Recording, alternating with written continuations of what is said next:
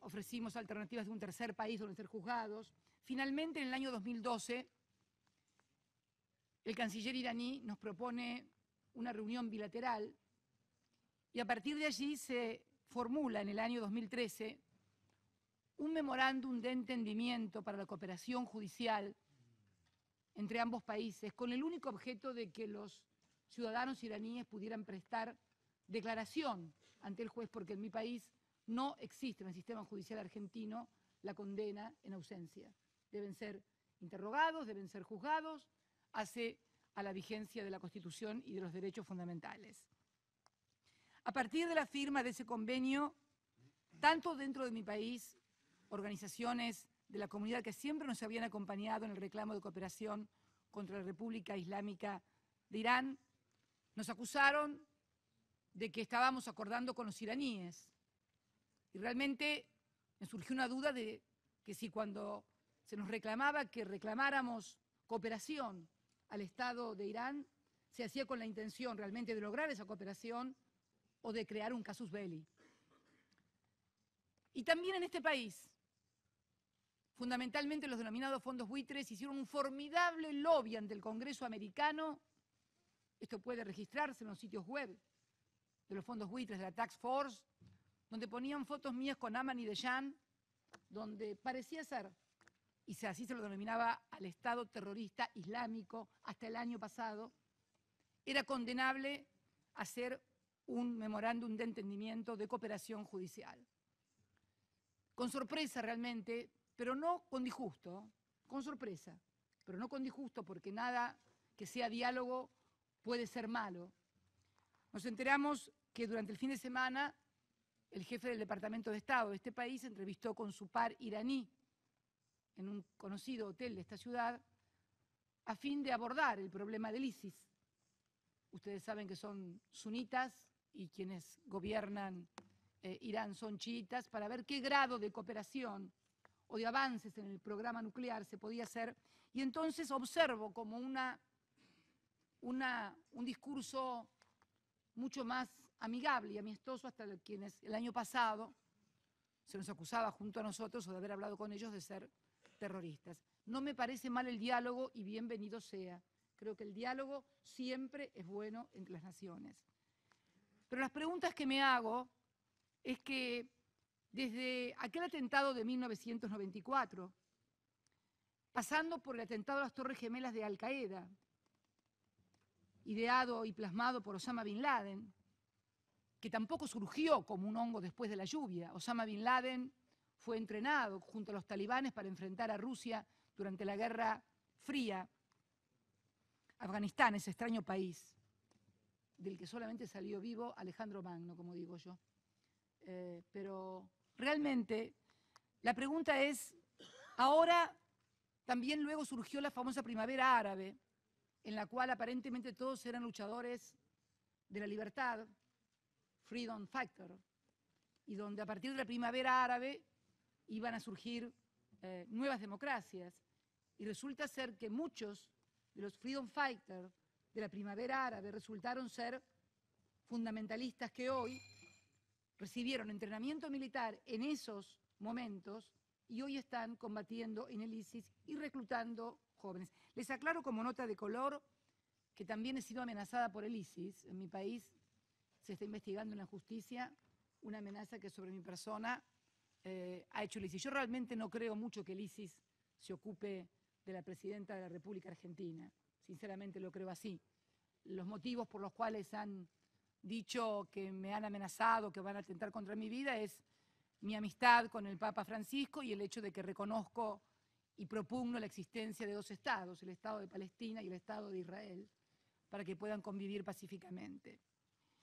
Yo he anotado acá algunas preguntas que me surgen, porque también en el interregno de todo esto había aparecido Saddam Hussein con armas químicas en Irak, con el cual se libró una batalla, finalmente se terminó con Saddam Hussein, y luego Irak se fue complicando cada vez más, y es como que el mundo se va complicando cada vez más, y que el escenario que teníamos el año pasado, donde parece ser que lo más importante era Irán y su amenaza nuclear, ahora ya ha dejado de ser esto y ha pasado a ser el ISIS, unos nuevos terroristas que no sabemos quién les compra el petróleo, no sabemos quién le vende las armas, no sabemos quién los ha entrenado, porque obviamente manejan recursos económicos, manejan recursos armamentísticos, manejan recursos de difusión francamente cinematográficos, lo cual me lleva a plantear interrogantes acerca de qué es lo que está pasando y fundamentalmente de cómo hacemos para combatir eficazmente el terrorismo, porque evidentemente la respuesta militar, que obviamente hay que defenderse frente a la agresión, sin lugar a dudas, nadie lo pone en cuestión, está claro que la forma en que se ha venido combatiendo al terrorismo no es la adecuada, porque cada vez se complica más, cada vez son más grupos, cada vez son más violentos, cada vez cuentan con más poder. La lógica indica que si yo estuve observando una determinada metodología para combatir un problema y ese problema, en lugar de desaparecer o disminuir, aumenta y se agrava, al menos tengo que revisar la metodología y los métodos que estoy llevando adelante porque algo no está andando bien. No digo que tenga la verdad revelada acerca de lo que hay que hacer, no digo que tenga la certeza absoluta de cómo hay que hacer. Lo que sí sé es que hay un viejo dicho en mi país que dice que lo único que no se puede hacer con los caníbales es comérselos.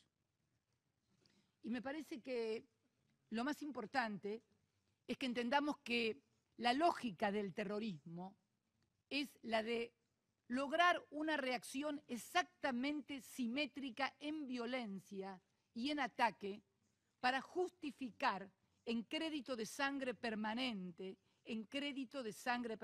porque por cada uno van dos, y si le mataron dos, son tres, y si le mataron tres, son cuatro. Es el crédito de sangre permanente. Y además, en un marco en el Medio Oriente, donde se sigue sin reconocer al Estado de Palestina, donde hemos visto el uso desproporcionado de la fuerza contra población civil en Palestina, y donde no hemos visto caer a ninguno de los líderes que tiraban cohetes para el otro lado. Al contrario, hemos visto morir niños, mujeres y ancianos inocentes. Esto sigue alimentando cada vez más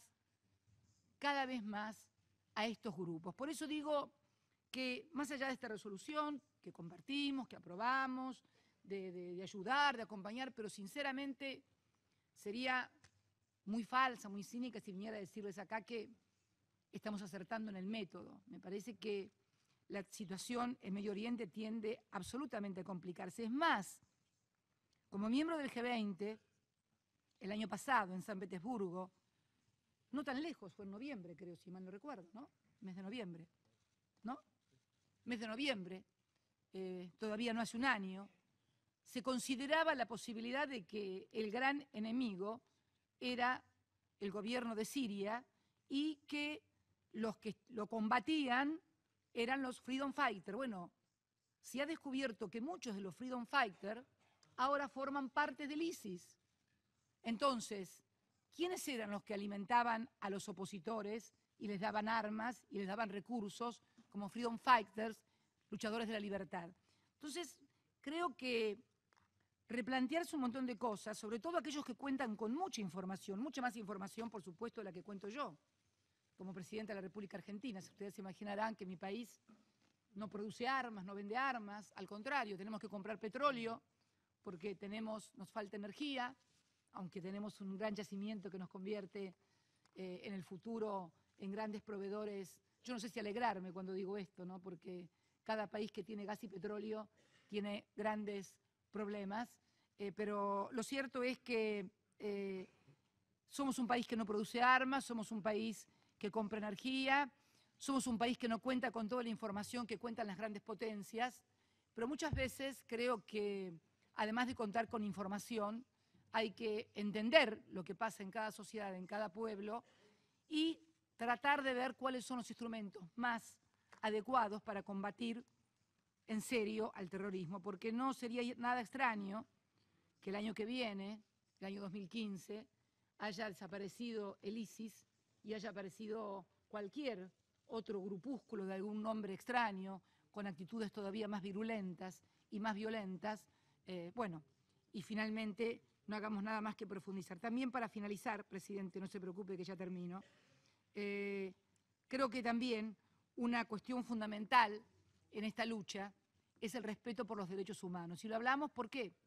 Lo hablamos desde un país que sufrió una dictadura genocida sin precedentes y que también actuó una justicia sin precedentes. Acá no hubo necesidad de hacer un tribunal de Nuremberg ni de recurrir a juzgar a los dictadores al tribunal de La Haya. Fue la propia Argentina, nuestro propio sistema judicial, el que enjuició y condenó a quienes habían sido responsables inclusive también de la muerte de ciudadanos y ciudadanas francesas, como las monjas francesas, de ciudadanas suecas también desaparecidas, con lo cual creemos que tenemos algunos antecedentes para poder hablar de la necesidad de que la lucha esta se lleve a cabo en un marco de juricidad y de respeto a los derechos humanos que nos garantice precisamente no seguir retroalimentando el monstruo. Muchas gracias, señor presidente.